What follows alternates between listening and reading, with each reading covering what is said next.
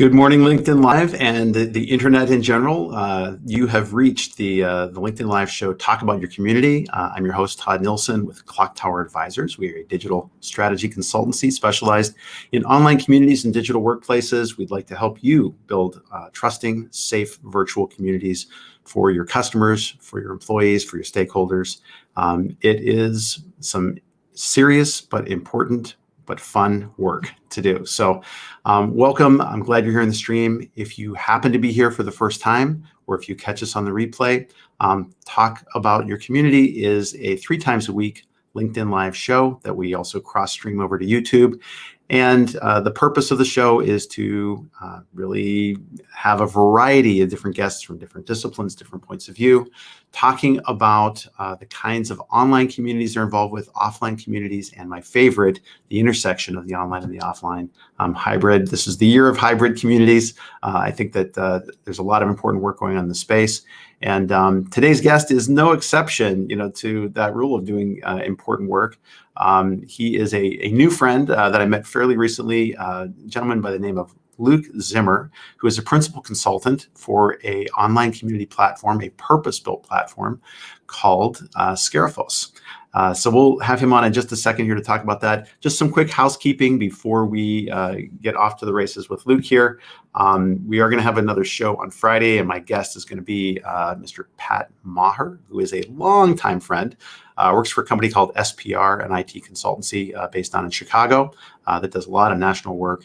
And Pat's background and specialization is in working with people with disabilities, and particularly getting them equal access to work opportunities. And he manages an online community in the Chicagoland area around persons with disabilities and getting them into work, meaningful work kinds of situations.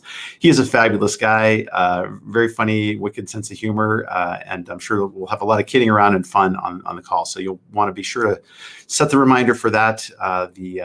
The stream is already listed up as an event on the Clocktower Advisors page, and you can go out and follow it there. And then coming up next week, I've got a couple of other great guests. Jeff Soxie, who is the principal consultant and founder for Raleigh Point Economic Advising. He's in my neck of the woods here in northeastern Wisconsin. He is a specialist in building local communities and local events. In fact, just did a really cool event called Snowfest, and the process of building a community and mobilizing a community to do a great local event is something I'm sure we're going to be talking a bit more about. And then on Wednesday next week, it's just 2 shows next week, no Friday show. But on Wednesday, I'm going to have my friend and guest back, Jenny Weigel of Jenny.Consulting, who is an absolutely brilliant community strategist in her own right. And we're going to have a special topic for that day too. I can't remember what it was. We talked about several, but I promise it's going to be a lot of fun too. So without further ado, let me bring Luke onto the stream here. Welcome, Luke. It's great to see you. Hey, how's it going? Really great, man. It's been a whirlwind of a week. I was just sharing with you before we got on the stream. My consulting hours are filling up. I think it's a time when a lot of organizations are considering starting up a community, and as I said earlier in the stream, it's hard work, it's important work, but it's fun if you can get it right and get it up. And I know that's what keeps me in the platform as well, within this space. So, Luke, why don't you share a little bit about your origin story with us? Where did you come from? How'd you end up in online communities? All of that stuff.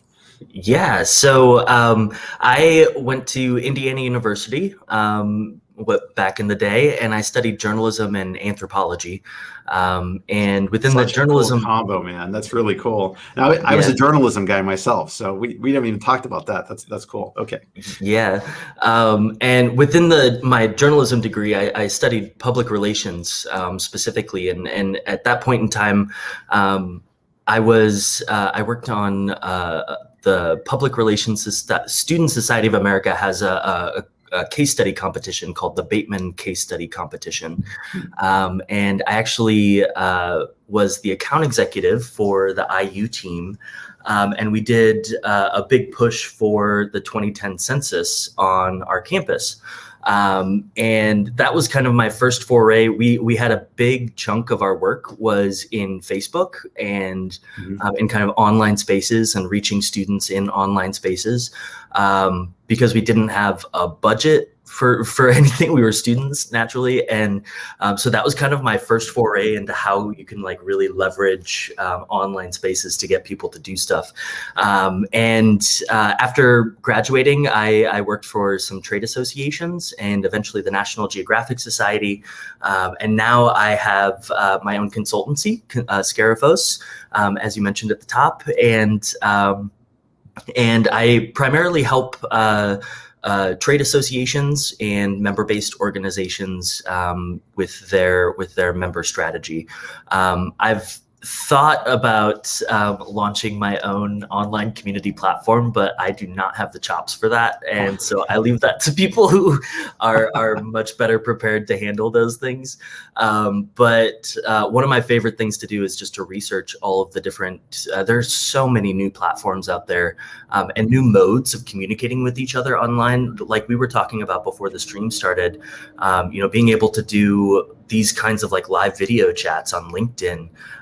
That's stuff that's only come around in the last year or two. And, there are a lot of ways for associations in particular to leverage that stuff to bring their communities together in the online space. And so, I'm really excited about anything to do with online community and, ranging from, pure social media all the way over to like private, super exclusive private groups. And but yeah, I love seeing just how organizations leverage this stuff in new and unique ways, because, every organization has a different goal in mind and a different reason for leveraging this stuff. And I love kind of helping them discover, what are our reasons for really pursuing this kind of online engagement.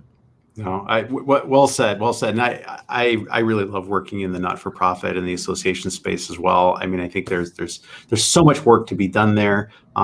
Sometimes, not all the time, they've got lower budgets than some of the enterprise clients, but they've got so much heart with what they're doing. And I always say, like, I love working with those kinds of organizations.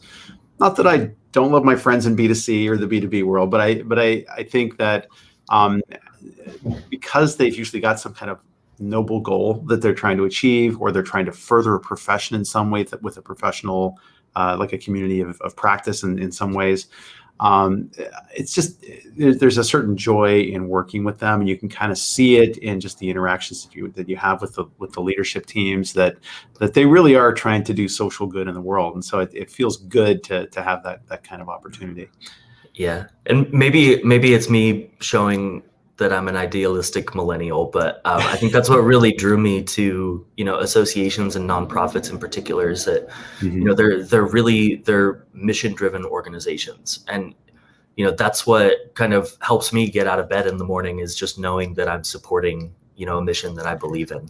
It goes beyond so much more than just dollars and cents. So mission-driven organizations is interesting. So double-edged sword. Have you experienced issues with leadership teams not being able to clearly articulate quantifiable goals when it comes to what they're trying to do with their community platform? Todd, I have monsters that chase me in my dreams that are just unidentified community goals. Yes, and that's, like you said, it's a double-edged sword. Being a mission-driven organization, there are a lot of things that those organizations need to accomplish. They have a lot of irons in the fire. And often that's just down to even the way that those organizations are structured. They've got a foundation that's handling one thing. They've got their 501c6 that's handling another thing. And by another thing, I mean a dozen other things. And within that association, they've got certification, they've got live events, they've got, all kinds of stuff that just need to be considered. And the process of sussing out those goals is a journey in itself. And I think it's one that, not just nonprofit, any organization that's pursuing online community really needs to go through this kind of introspective process of, looking inward, saying, what are the things that are most important to us? What are the things that we can viably achieve in an online community? And really being willing to say, okay, those are the things we're going to focus on. The rest of it is noise for right now.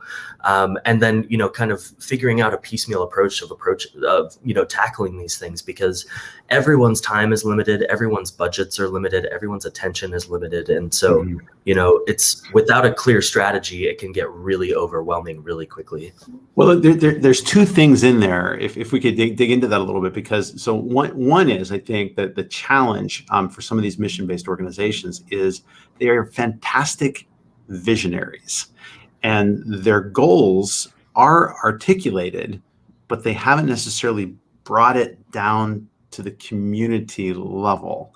And then that second thing is sort of like, what can the community do for you as an organization? And they have trouble articulating what they want those things to be as well. You and I were chatting a little before the stream. You were talking about one particular customer interaction where you said they want more they're looking for more engagement in the platform.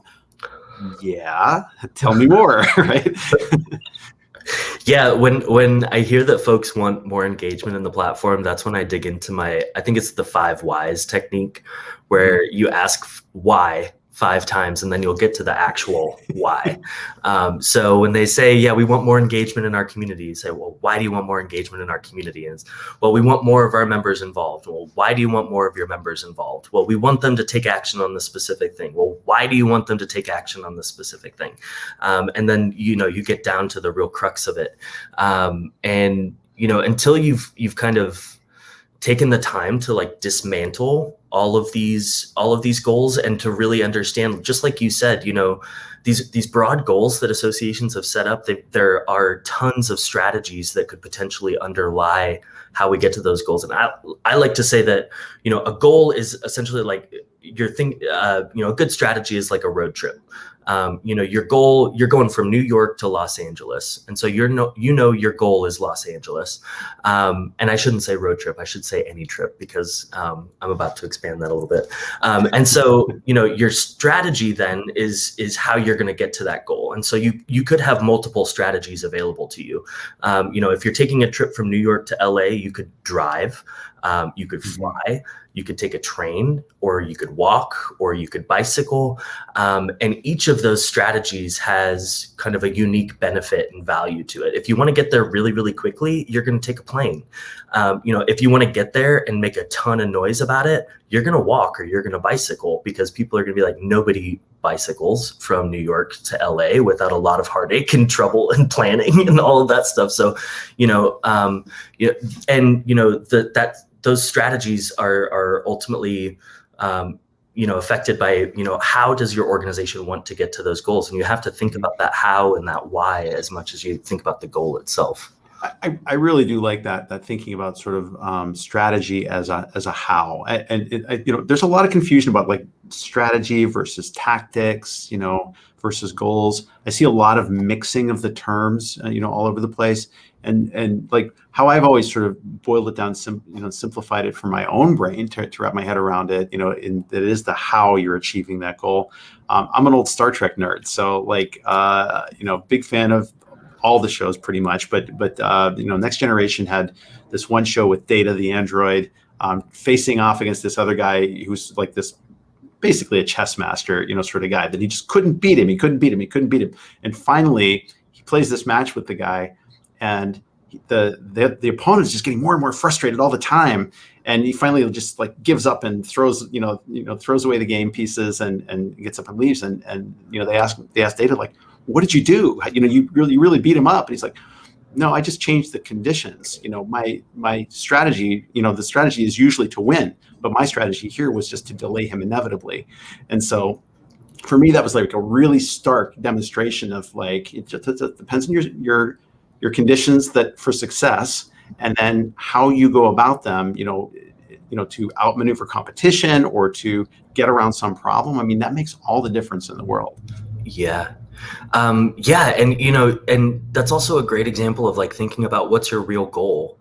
And, like beating your opponent could look like different things. It could be, a straight up win, or it could be just like, essentially I forget what you call it in the chess terms, but a tie, draw, or a draw. Yeah. Yeah.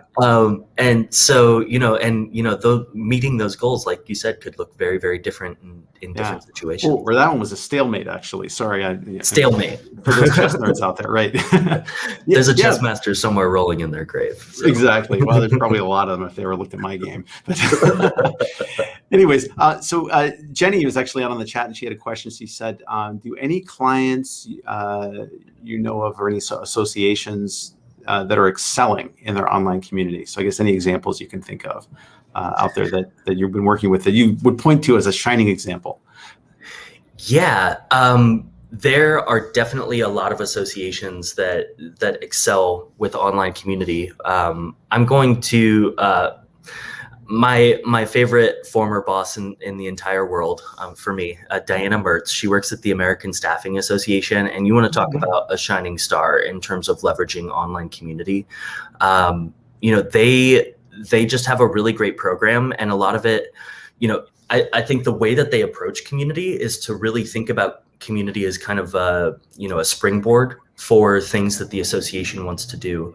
And so, kind of figuring out, what is the ultimate goal for the association? They have a women in staffing program that started out as primarily an online space, virtual events and get-togethers that, if I'm not mistaken, they had their first big event this year, and it's grown out of this online community that Diana and her team created. And I think if I can give any example of a great way to leverage community, it would be that, in the fact that, they take things and they use their online community as almost like a crucible for figuring out if something can work in the long term. And if it survives that crucible, if it takes off, if it catches fire, then, then they know that it's something that can survive, not just within their online community, but also within their broader kind of association program environment. So that's interesting. So community as crucible. I like that a lot. Just a place to test ideas, almost like a workshop, kind of area. Nice. Yeah. And, honestly, I've got another client right now that's really trying to move their community in that direction. Their ultimate goal is to, essentially develop good, kind of actionable and relevant content for their members. And they've recognized that the best way for them to do that is to leverage the knowledge of their members themselves. And so right now we're trying to figure out how do we position this online community as kind of its own crucible for this organization as well, to help them figure out what are the things that are most relevant and interesting to members that we can develop into larger programs. That's really cool. So maybe an idea related to that. So I've got a guest coming up in a couple of weeks. It's a customer that I've worked with for many years now. It's called engineeringunleashed.com. And it's a community of practice for engineering professors in the United States, trying to encourage them to incorporate more entrepreneurial thinking in their classroom curricula. And so the core content of that community, what's really driving all of the interactivity, is the creation of quality, they call them cards, but basically curriculum pieces that are then shared, peer-reviewed, used for professional development, but then also used in the classroom. So what we have is professors and instructors coming online to search for that stuff on a weekly basis to bring things into their own classroom that they can adapt to their lesson plans and their usage. And that's been a pretty powerful driver of interactions within that particular community.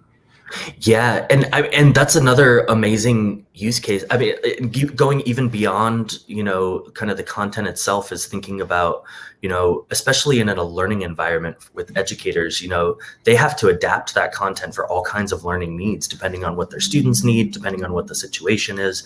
And the online community is a great space also to not just find stuff like that, but then also to say, to ask these other participants, how have you adapted this for this specific situation? Mhm. How have you adapted this if, somebody has, visual impairments, or, we're not able to get together in person, or, we have, essentially we need like a higher level version of this. How do I kind of take it to the next step? And, and honestly, those kinds of conversations around pieces of content are great feedback for an association or for any organization developing that stuff to dig into, and so creating a really vibrant space where people are willing to have those kinds of, like, even where they're like kind of testing this stuff and grilling it, I guess, in the crucible, provides a lot of insight for the organization sponsoring those things. Yeah, no, absolutely. So, I don't know if you're comfortable naming names, but like any particular kinds of platforms that you're especially excited about now, because I see such an explosion of different community platforms that are out there, and many are purpose built for certain areas. Like I know, for example, Higher Logic tends to run a lot in the association space and in the not-for-profit space. Or, how do you like them? How, what kinds of other platforms have you seen, kind of coming up within your domain that you tend to work in? What do you like? Yeah, so I've been lucky to work with a couple of different purpose-built platforms recently. I've worked quite a lot within the Higher Logic platform, coming from the association space. It's kind of that's the gold standard among associations, and there's a good reason for that. It's an amazing platform. So, but I think the thing that really excites me right now, especially about like this point in time where we are, is that there's such a proliferation of virtual tools that, it's almost limiting to keep yourself to consider just like a single platform in a lot of ways, because we were talking before this started, you're using StreamYard here just to move this to LinkedIn Live and to essentially be able to, share this across multiple live platforms. And, the tools that we have available to us right now, I know they're never going to be perfect. That's why folks are always developing new technology, but there are just so many different new ways to tie this stuff together, and there's so many new ways for us to meet our audiences where they're at, that I think the concept of online community is kind of like a dedicated website and space that a member goes to, like I said, can be really limiting for an organization, because so many of our constituents are interacting in so many different spaces across the internet. And, their time is so limited already. Their time and attention is so limited already that, if we are trying to pigeonhole them into one specific thing, we run the risk of essentially losing, if not, it might not be a large segment of our audience, but just like pigeonholing them like that guarantees that we're going to lose some segment of our audience. And if we're trying to really be inclusive and like build broad communities, we have to ask ourselves whether or not, it's worthwhile even losing that small percentage of folks by trying to get them to go, to the specific space to have these conversations. I think that's such a profound insight, such a good takeaway for people that are maybe coming at this and thinking about their own community platform. I was having a conversation yesterday with a customer that I worked with some years ago, and they're in the not-for-profit space, and they had a family support community for like a health issue, and it was sitting on a Intelligent platform, which is a great platform. It's really powerful. But they were seeing just very limited adoption of that, and they were simultaneously running another professional community that has taken off and has got like 3 times as many members and is more active. Well, what they found is that they said, well, we're going to run an experiment. We're going to start a Facebook group because we think there's more of our audience there. It's going to be easier to get them to come in. And to your point, going where that audience is and the platforms that they prefer to give them the interaction that they want to see. I'm not the biggest fan of Facebook groups in the world, but it's a viable use case in some instances. Maybe that community is, wants to be engaged out on Instagram for all we know, or it's a TikTok community, but to your point, like people don't live just in one platform anymore. Like we tend to live in multiple places, especially I think maybe our somewhat younger crowd, is absolutely on multi-platform, kind of situations. It's only crazier older people like me that's on everything. But I think many of my peers in my age group are probably more, single platform runners. They're just kind of want to be one space. But yeah. Well, and when I started in this stuff, that was essentially how we approached everything. Our goal was to create kind of a single platform environment where folks could interact with all of the stuff that we wanted to offer in kind of one place. It was easy for them to know where to go and to find all of this stuff. And I've definitely seen users evolve, just like you said, over, regardless of, age group. It's primarily around how comfortable they are with the technology and how Sure. willing they are to learn new things, because there's so much new stuff coming out. But I think the kind of clearest thing that I've seen kind of across the board is that folks are used to navigating multiple kind of environments.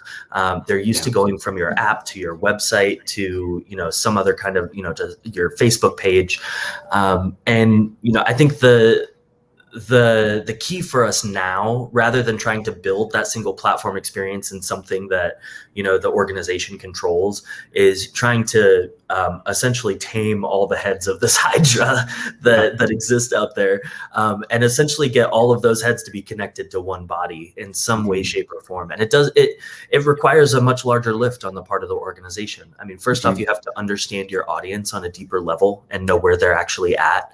You have to take the time to be able to kind of build those links between these different disparate systems and figure out how to get them to best work together. And then you have to, ultimately figure out, like, how am I going to get the information that I need out of these different platforms? I know, especially for associations, one of the biggest hangups they have about this stuff is like, how am I going to get my data out of this? How am I going to be able to track what users are doing? Unfortunately, it's going to take work. You're going to have to figure out, like, is there an API with that tool that you're using that you can somehow pull information into your CRM or your AMS automatically, or are you just going to have to bite the bullet and kind of move that data information across manually? It does. There's the double-edged sword of this stuff. We've got a lot more opportunities to connect with people, but again, going back to what we were talking about earlier, you have to put a lot of thought into it first, to make sure that it's really successful. What you mean? I can't just drop an RSS feed of my Twitter account onto my community page and be done with it? That's not. There's more to it. I mean, you're not going to impress me with that, but you can do it if you want to. Got it, man. Hey, so we're kind of winding down on our time here available. I'd be remiss if I didn't bring up that you're going to be a speaker at an upcoming conference, the Community Thrive event. That's coming up pretty soon. Yeah, Marjorie Anderson and Community by Association are hosting that. It's August 26th, so definitely check that out. Google Community by Association, or go to communitybyassociation.com, I believe is the site, and register for that. Yeah, I'll go much deeper into the road trip analogy. So nice, I love it. Yeah, I'll even talk about cars and planes as tactics. So. I love it, man. And I love a good analogy any day of the week. Give it to me, man. But Marjorie is absolutely fabulous that's involved with Community by Association. So. Yeah, and that's a great resource for any association professional who has their hand in online communities, which these days is more and more of us. It seems like community touches just about every part of the organization. So definitely encourage you all to take a look at that and to sign up. And Luke, if somebody wants to get in touch with you, learn more about Skariphos, where should they go? Yeah, Skariphos.com. It's Skariphos. Is that a Greek word? It is. It's a Greek word for essentially to sketch or draft. Nice. So, I love it. Yeah. You can also find me on LinkedIn, search Luke Zimmer. Happy to chat with anybody who has any questions about this stuff. As we can tell, I'm happy to talk for 30 minutes or more about any questions that you have without taking a breath. So, well, Luke, I mean, you're very generous with your insights. Thank you for coming on the stream and for sharing your wisdom with all of us, and your really wonderful humanity as well. I like to count you as a friend, and I hope you agree to come back on the stream at some point in the future when we have more stuff to talk about. Absolutely, I'd love to. I'm sure there'll be plenty more for us to chat about in the future. So, awesome. Especially once I dig into this community as crucible idea. I love that. Yeah, you got to go with that. I think there's at least a T-shirt in there somewhere. Anyways, man, thanks a lot for being on the stream, and thank you for joining the Talk About Your Community stream. If you're catching this live or on the replay, I would ask that you please share, comment. I do read all the comments, and I come back and try to respond to everybody, on the back end of this. But tune in on Friday when I have my guest, Pat Maher, on the show. And we're on every Monday, Wednesday, and Friday, except for next Friday, at 11 a.m. U.S. Central. And hope to see you then. In the meantime, be good to yourself. If you're a community manager, take care of yourself because it's a tough job. And we will see you again on Friday. Take care, everybody.